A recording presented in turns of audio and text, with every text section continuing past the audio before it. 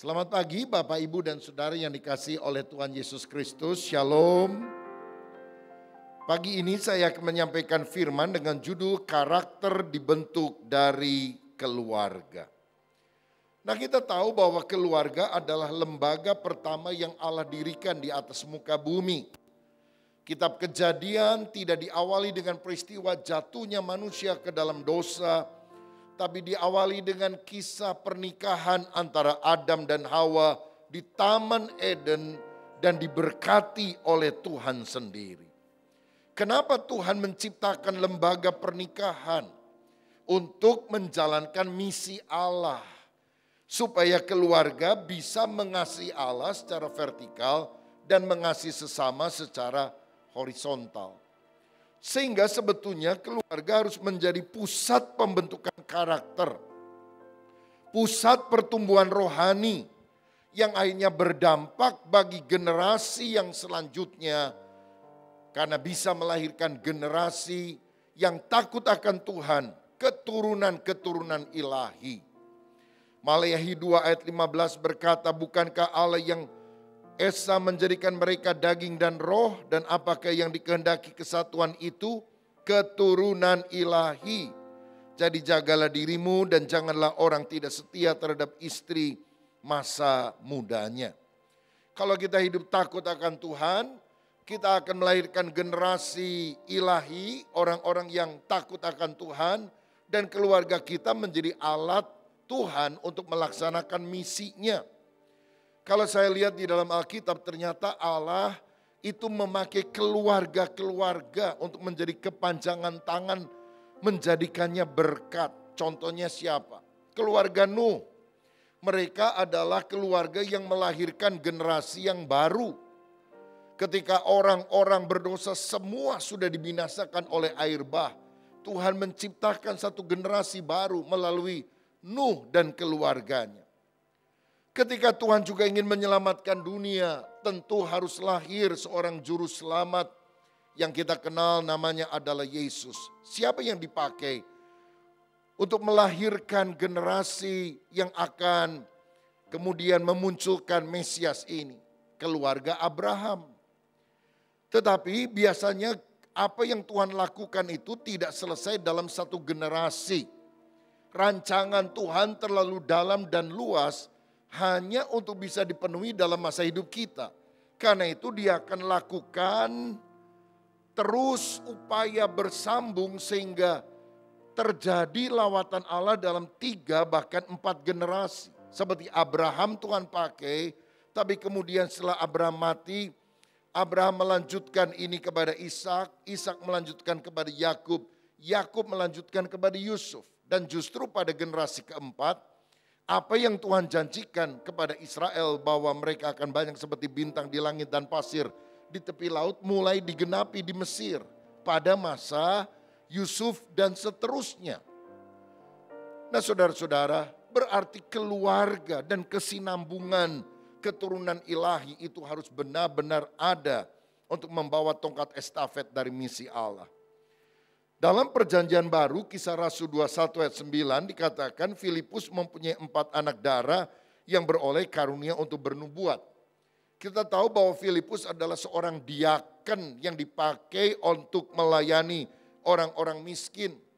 Tapi kemudian dia dijadikan oleh Tuhan sebagai penginjil yang memenangkan jiwa.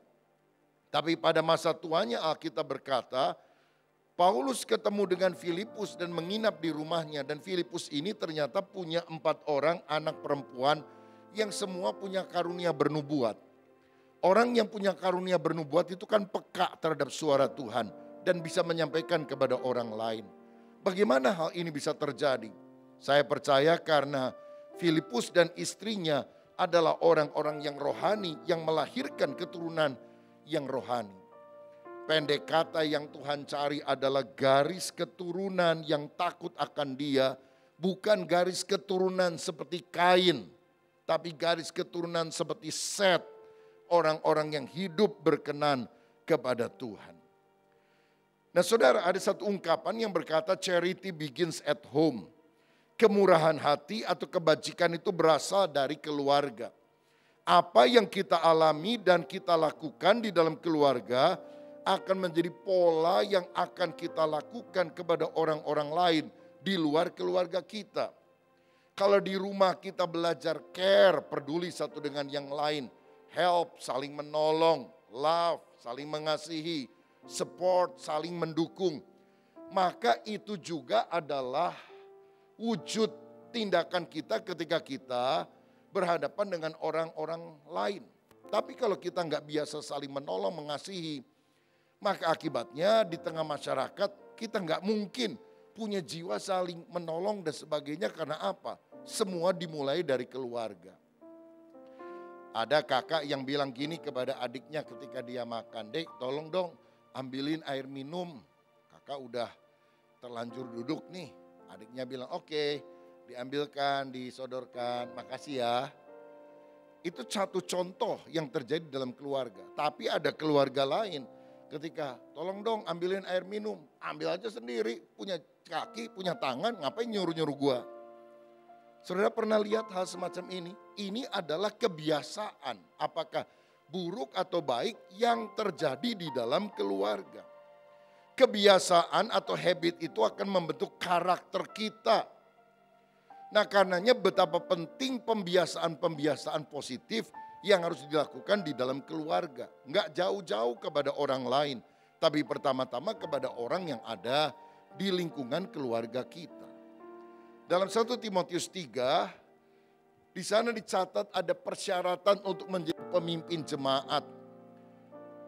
Nah, kalau sekarang mungkin pemimpin jemaat adalah pendeta, tapi saya mengatakan bahwa pemimpin jemaat pada masa lalu itu bukan pendeta di sebuah gereja yang gedungnya besar. Karena semua ibadah pada zaman itu dilakukan di rumah. Ya, gereja rumah. Kalau sekarang ini pemimpin kelompok sel. Nah, apa syarat bagi seorang pemimpin rohani? Kalau sekarang bahkan mulai dari pemimpin kelompok sel dan selanjutnya.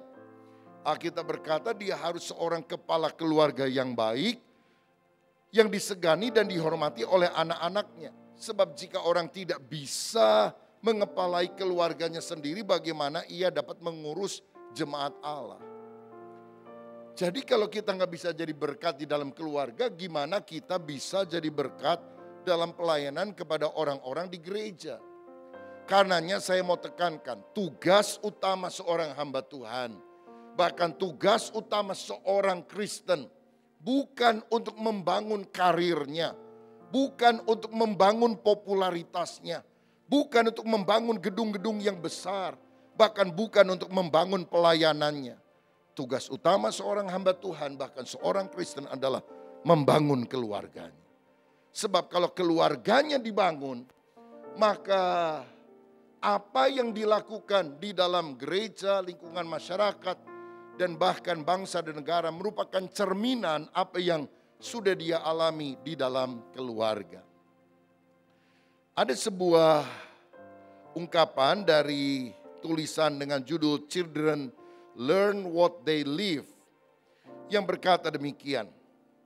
Jika anak dibesarkan dengan celaan, ia belajar memaki. Jika anak dibesarkan dengan permusuhan, ia belajar berkelahi. Jika anak dibesarkan dengan cemoohan, ia belajar rendah diri. Jika anak dibesarkan dengan penghinaan, ia belajar menyesali diri. Tetapi jika anak dibesarkan dengan toleransi, ia belajar menahan diri. Jika anak dibesarkan dengan dorongan, ia belajar percaya diri. Jika anak dibesarkan dengan pujian, ia belajar menghargai. Apapun yang dilakukan oleh anak dalam hidupnya kepada keluarga dan kepada orang lain, itu dia pelajari dari orang tuanya. Itu dia pelajari dari keluarganya.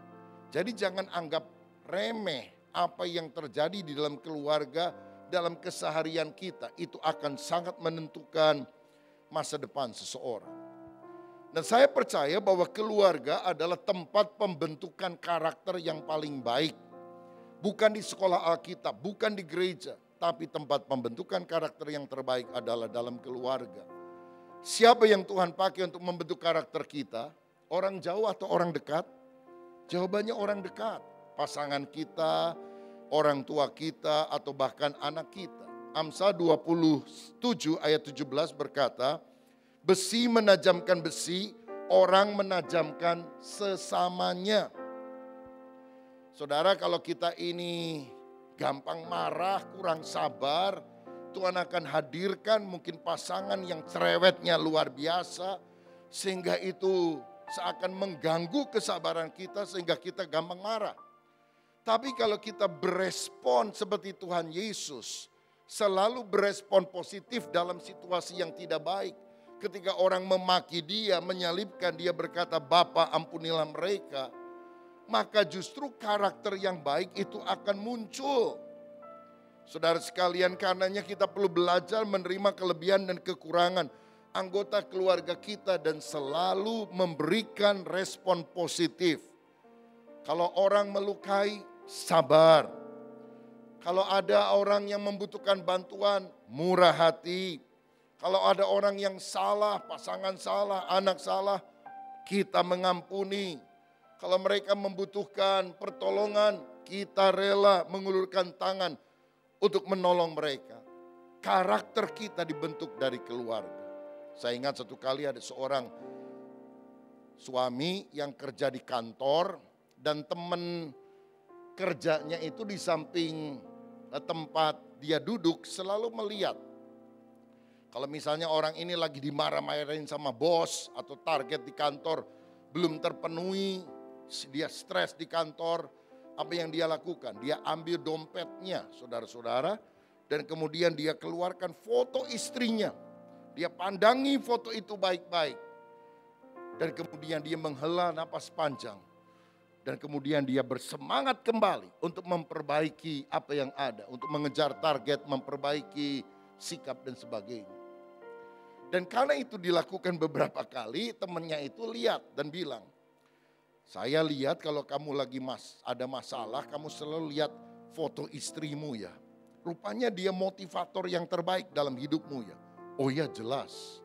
Kamu tahu nggak kenapa saya lihat foto istri saya? Karena setiap kali saya lagi ngalamin tekanan, saya pandangi dia dan saya bilang dalam hati, kamu adalah masalahku yang paling besar.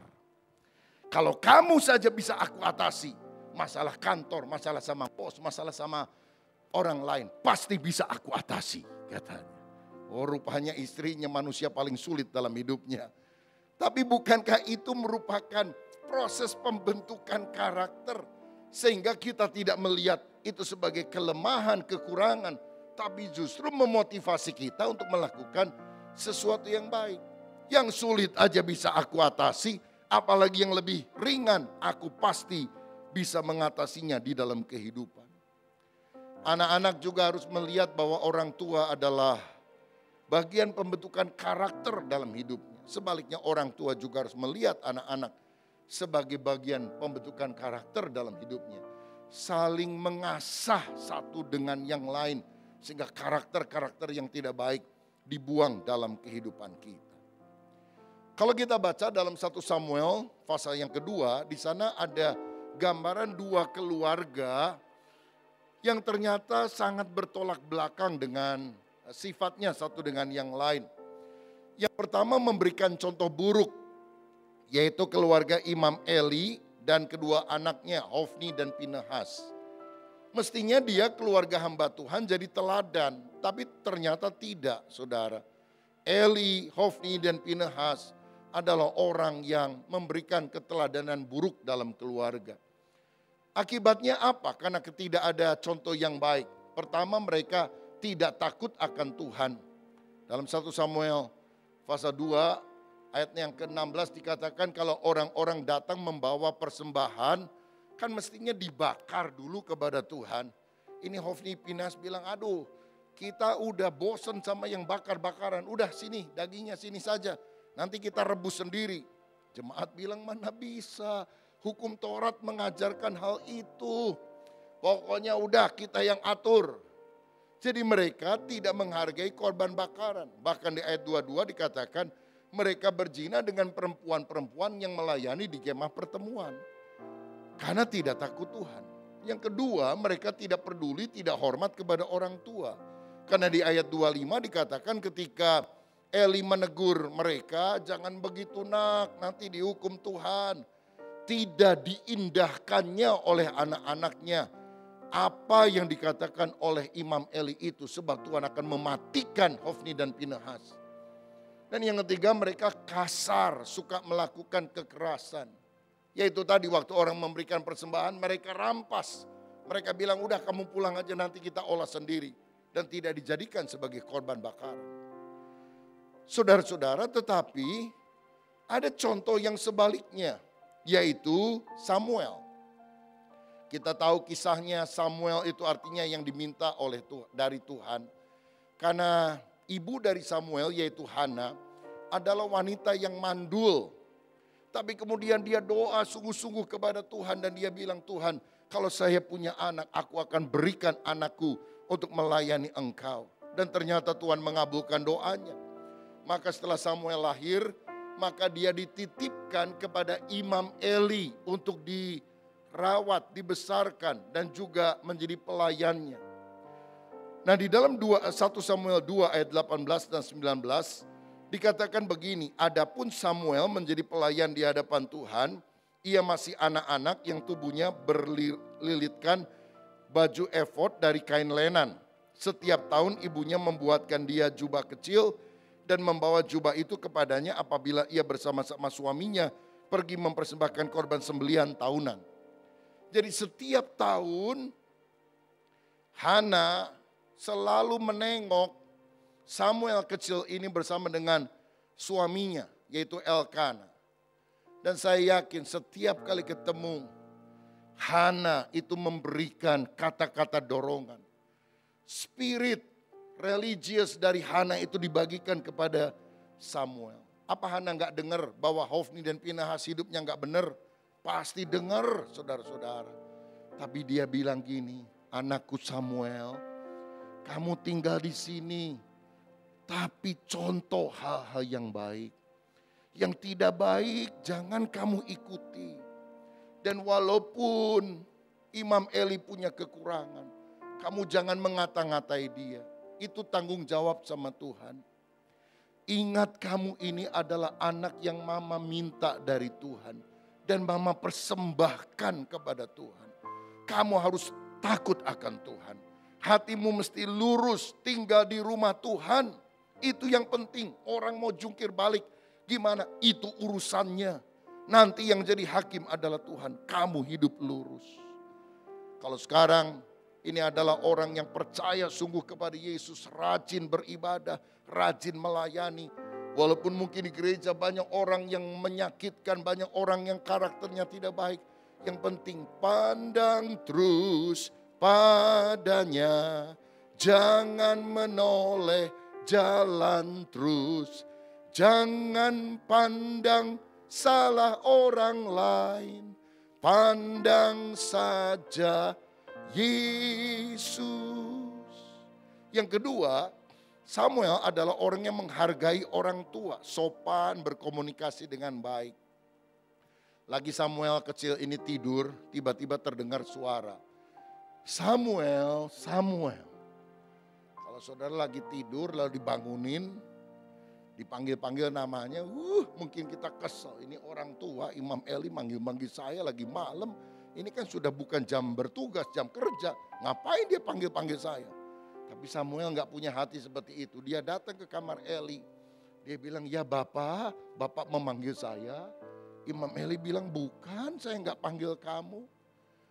Kalau kita bilang apa? Dah, udah manggil-manggil malam-malam ngelindur, pikun lagi. Aduh, ini mengganggu saya saja ini.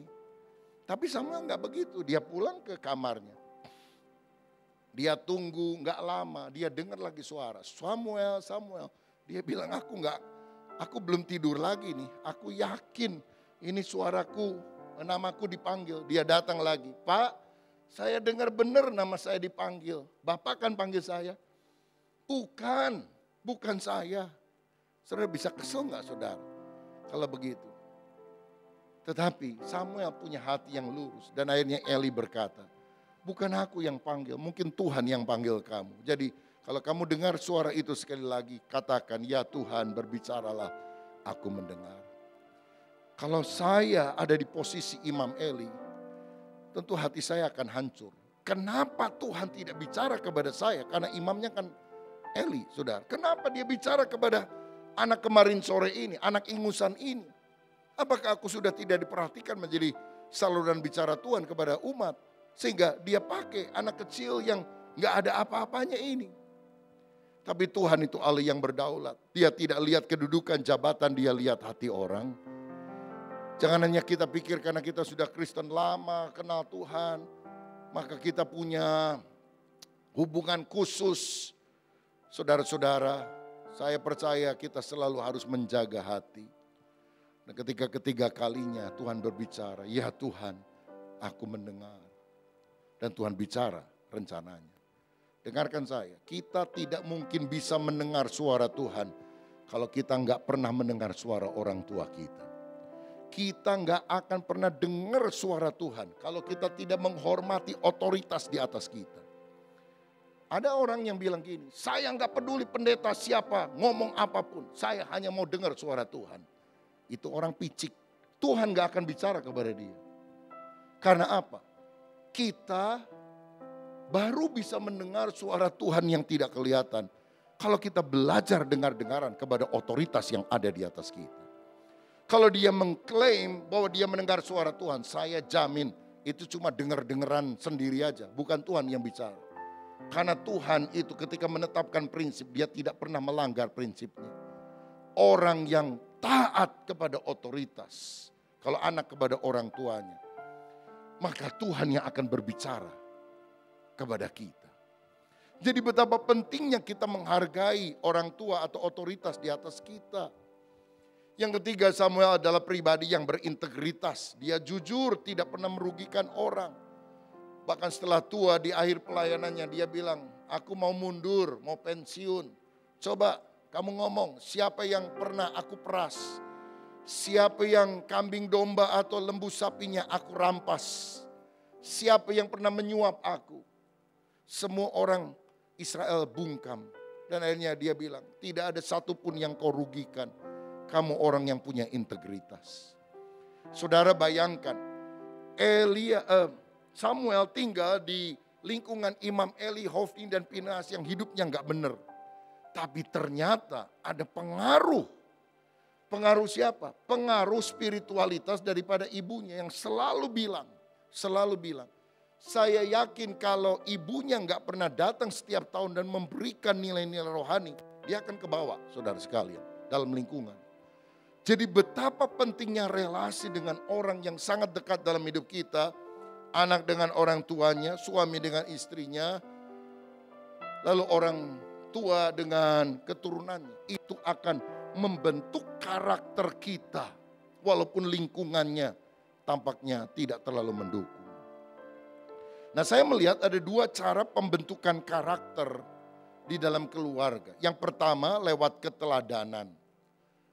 Saya yakin kalau kita nggak memberi teladan yang baik, walaupun diomongin sampai mulut berbusa, anak nggak akan mengikuti teladan kita. Tetapi keteladanan itu berbicara lebih nyaring dari perkataan kita. Nggak bisa kita bilang sama anak kita, ulang ngerokoknya, tapi kita sendiri ngerokok. Percuma, saudara. Anak bukan pendengar yang baik, anak adalah peniru yang baik. Nah, keteladanan apa? Kejujuran misalnya yang kita harus miliki. Jangan anak datang dari sekolah, Pak, tadi saya ya di warung sekolah makan combro 5, tapi gak kelihatan sama yang punya warung. Jadi waktu saya bayar mah 1. Pinter, hebat, luar biasa, ngirit ya nak. Waduh, ini gak benar nih saudara. Ini si Darmaji, dahar 5 ngaku hiji. Saudara, keteladanan yang harus kita lakukan. Itu dosa. Kamu segera kembali ke sekolah. Bayar 4 lagi. Dan jangan pernah ulangi. Karena kejujuranmu lebih tinggi nilainya daripada combro. Tahu? Saudara, jadi dia ngerti. Yang benar mana, yang salah mana. Keuletan. Jangan gampang menyerah, suka menolong, suka memberi. Itu warisan yang sangat luar biasa. Saya ingat satu kali ada seorang ibu duduk mau periksa gigi rupanya saudara sama dokter gigi. Lalu di sampingnya ada ibu lain yang juga saling menunggu. Sementara menunggu keduanya ngobrol. Ibu yang satu tanya, Bu, mau dicabut gigi juga ya? Enggak, mau tambal doang. Anak berapa orang Bu? 3. Anak saya yang pertama ya pendidikan nggak tinggi sih, cuma buka warung kecil. Anak saya kedua dokter umum, banyak pasiennya. Anak saya ketiga insinyur, suka bangun gedung-gedung tinggi dan megah. Lalu ibu itu ngomong, oh kalau gitu pasti ibu bangga sekali ya sama anak kedua dan ketiga yang dokter dan insinyur ya.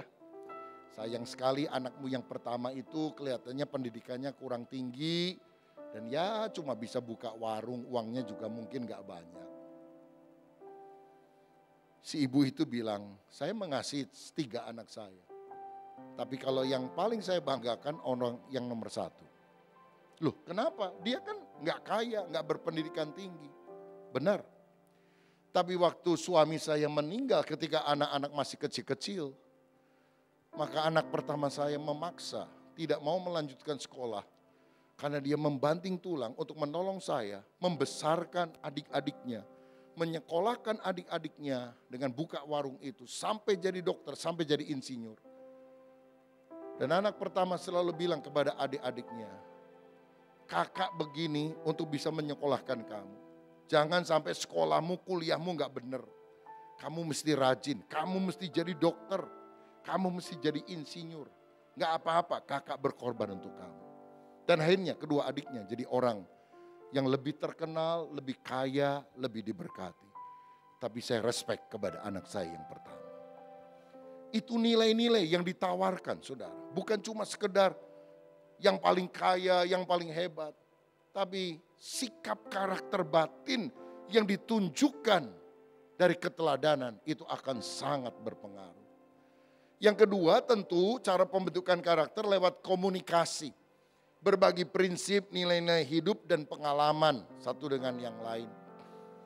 Nah satu mutiara yang sangat berharga dalam keluarga adalah kemampuan kita berkomunikasi dengan anggota keluarga. Kalau kemampuan ini hilang, kita kehilangan sesuatu yang sangat berharga. Saya dan istri punya 3 orang anak. Sekarang kami punya 2 cucu juga. Dan dari sejak masa kecil anak-anak kami selalu ngobrol dan terbuka, saudara. Dan kita bisa duduk misalnya di meja makan atau di ranjang, saudara ngobrol-ngobrol, mereka sambil ikut berbaring.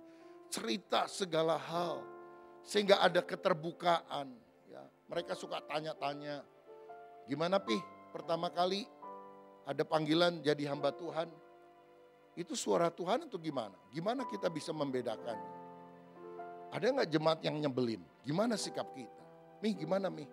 Kalau ada orang yang nggak baik sifatnya, diberikan jawaban-jawaban yang tentu sesuai dengan firman Tuhan. Diberikan nasihat-nasihat. Sampai akhirnya ketika dekat dengan seseorang, mulai mau pacaran dan sebagainya, mereka cerita, terbuka. Kita memberikan arahan. Dan saya merasa bahwa keterbukaan di dalam keluarga merupakan sebuah aset yang harus dipertahankan dan dikembangkan. Kalau saudara sulit melakukan hal ini, saudara harus mengusahakannya. Saudara sekalian, ada seorang ibu beberapa hari yang lalu memberikan pesan melalui direct message, saya juga nggak kenal. Dia bilang, Pak Pendeta bisa tolong doakan saya karena saya punya anak sudah remaja, hampir pemuda, yang selalu bentrok dengan dia. Karena memang waktu dia kecil saya jarang bicara kepada dia karena terlalu sibuk. Tapi sekarang gimana ya, apa sudah terlambat ya?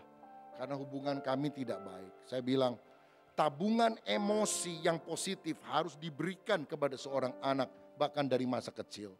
Kalau itu sudah terlewat maka kita harus berusaha memberikan tabungan emosi. Apa maksudnya? Ngomong, bicara, berdoa, melakukan sesuatu supaya anaknya bisa ngerti bahwa ibunya sungguh perhatian. Jangan kasih arahan dulu, jangan kamu harus begini, kamu harus begitu, kamu harus ke gereja. Makin sebel dia. Tapi ibu harus ngomong, minta maaf. Selama ini ibu kurang memperhatikan kamu, ibu sekarang akan mulai lebih perhatikan kamu. Mungkin besoknya harus diomong, mama mau masak, Kamu mau masakan apa? Nanti mama masakin buat kamu. Mungkin perlakuan anak awalnya nggak suka juga sama ibunya. Tapi terus lakukan sampai akhirnya ibu bisa bilang, boleh nggak ibu mau doa dulu buat kamu? Doa sebentar dan jangan berkhotbah di dalam doa itu. Jangan mengkhotbahi harus begini harus begitu. Sungguh-sungguh berdoa dengan tulus. Tabungan emosi yang defisit itu harus menjadi tabungan emosi yang positif. Baru anak akan terbuka dan berbicara. Saudara, komunikasi adalah sesuatu yang harus dilakukan di dalam keluarga kita. Belajar ngobrol lebih terbuka. Kalau suami lebih pendiam, istri harus menjadi saluran bicara. Atau kalau istri yang pendiam, suami yang harus bicara. Lah kalau dua-duanya diem, rumah sepi kayak kuburan, saudara-saudara. Kalau dua-duanya rame, rumah ribut kayak pasar. Jadi salah satulah menjadi saluran bicara. Kalau istri ngomong, suami diam. Suami ngomong, istri diam. Tapi ada komunikasi. Dan itu sesuatu yang baik. Dan kalau ada di antara saudara yang baru punya anak masih kecil, ingat selalu anak kecil itu suka nanya-nanya macam-macam sama kita. Jangan jawabnya sembarangan. Mama, saya ini dari mana ya asalnya? Oh, ada burung bangau bawa kamu jadi masuk ke sini. Oh, saya dari burung bangau. Waduh, saya ternyata titipan burung ya. Ini saya bukan anak papa dan mama. Itu bisa mengganggu pikirannya, saudara-saudara. Ada seorang ibu lagi sibuk.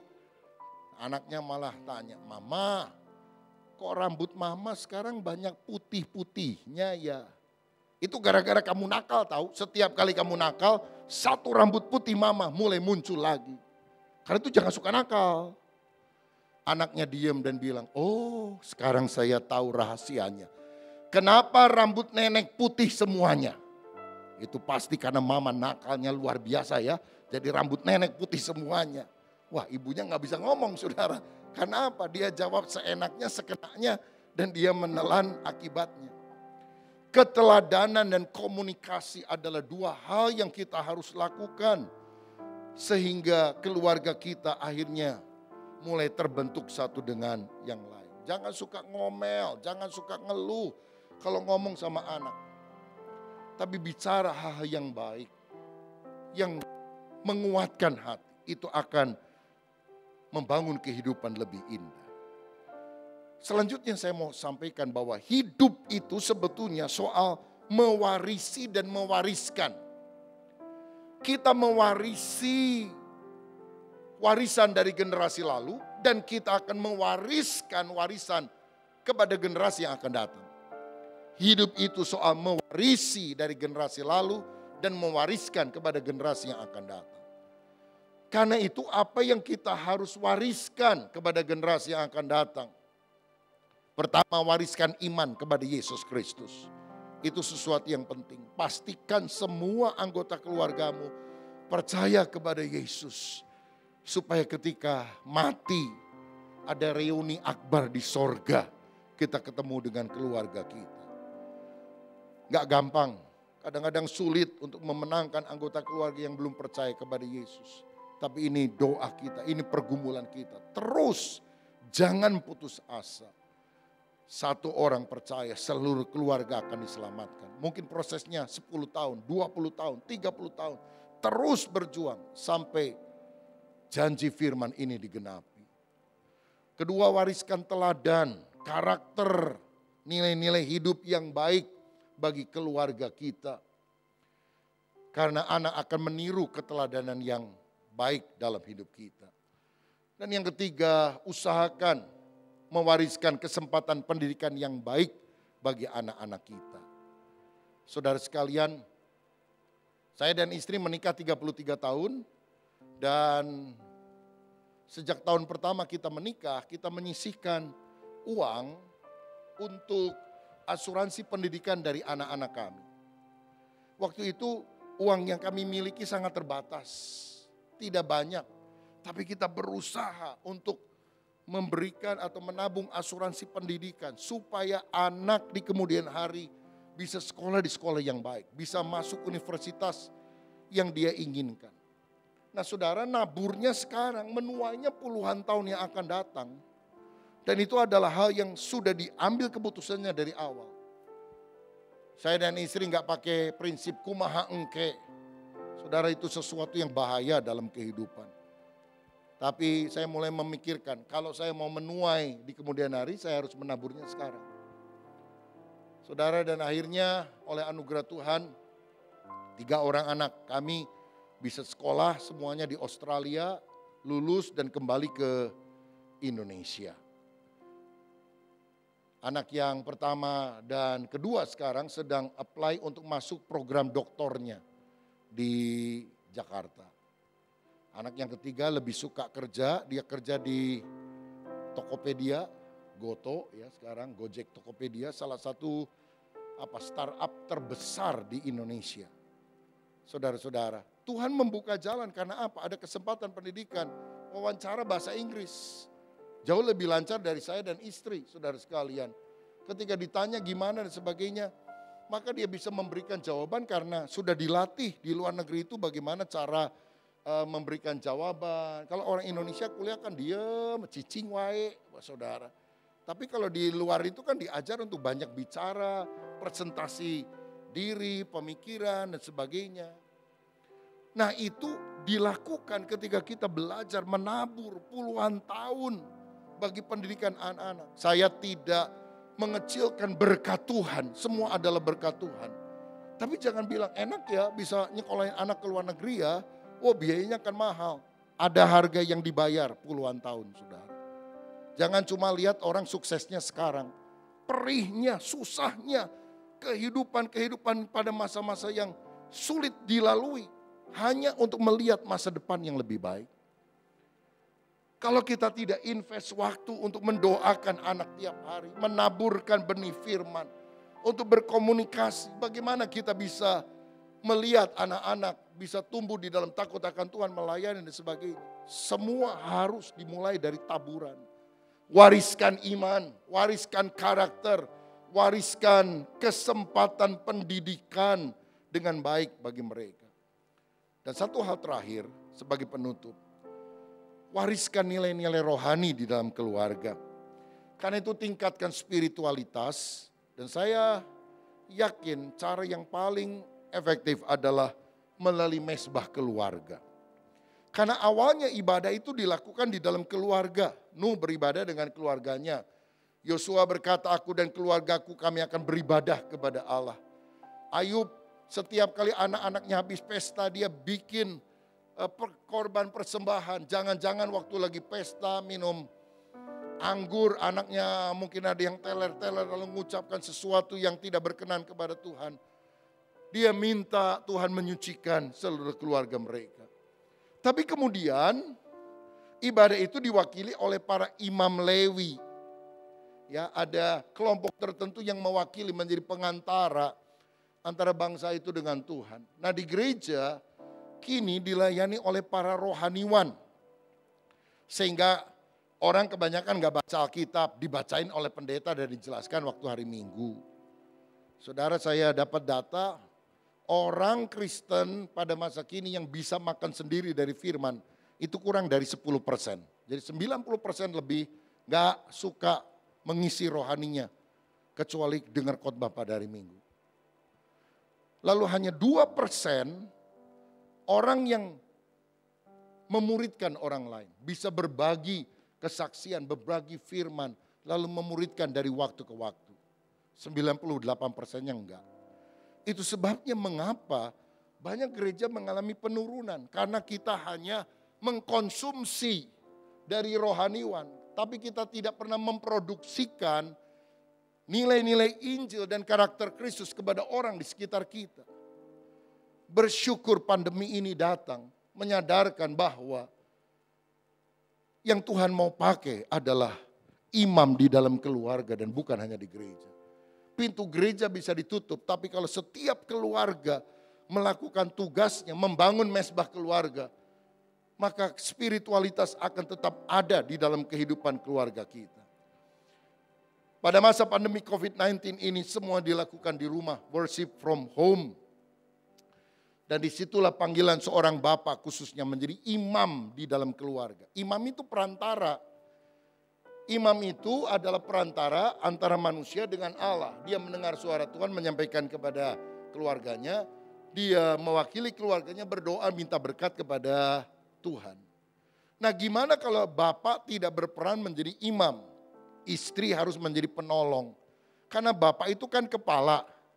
Istri itu ibarat leher. Kalau kepalanya tunduk terus ditopang sama leher. Bapak-bapak jadilah imam dalam keluarga. Saya merasa salah satu hal yang perlu kita lakukan bukan hanya mendorong teman-teman kita untuk ibadah onsite. Bukan hanya mendorong mereka ikut kelompok sel, tapi mendorong setiap orang ada ibadah keluarga di rumahnya. Karena semua harus dimulai dari yang paling kecil. Komsel itu gabungan keluarga-keluarga. Ibadah minggu itu gabungan keluarga lebih banyak. Tapi harus dimulai dari intinya. Setiap keluarga mesti bisa duduk bersama dan melakukan mesbah keluarga. Kalau suami belum bisa, istri harus menolong. Saudara pernah dengar enggak? Saudara sepupu kita itu kalau yang perempuan dekat-dekat sama pria, lalu udah senang, udah pacaran, yang perempuan ngomong apa? Semoga kamu bisa menjadi imamku. Pernah baca itu? Pernah dengar itu? Semoga kamu yang laki bisa menjadi imamku, kata yang perempuan. Pernah dengar gadis Kristen ngomong itu kepada pacarnya? Saya nggak pernah dengar. Mungkin di hatinya berkata, semoga kamu menjadi ATM-ku yang nggak akan berhenti seumur hidupku. Itu loh saudara. Banyak Kristen tapi materialistis. Nilainya bukan nilai Alkitab.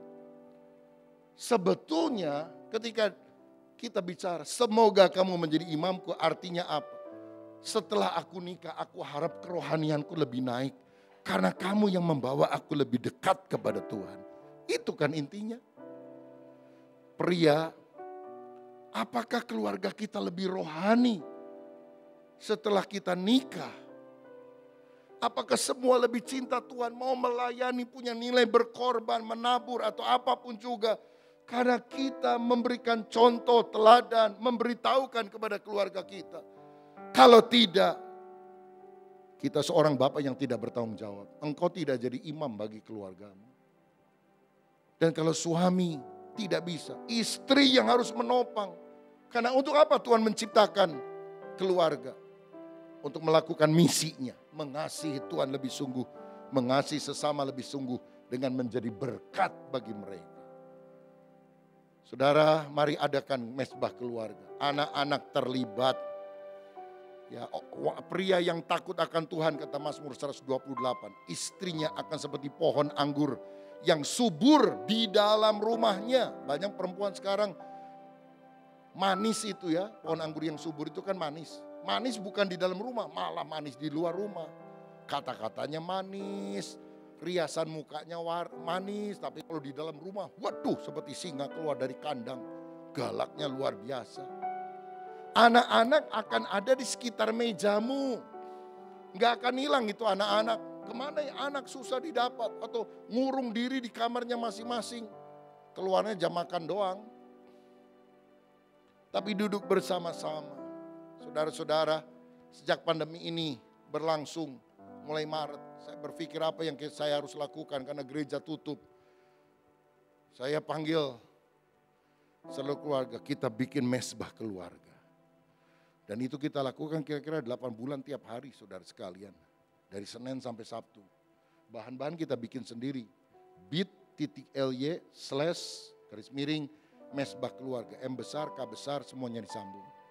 Sekarang kita udah minta tim dari Sinode GBI yang melanjutkan hal ini.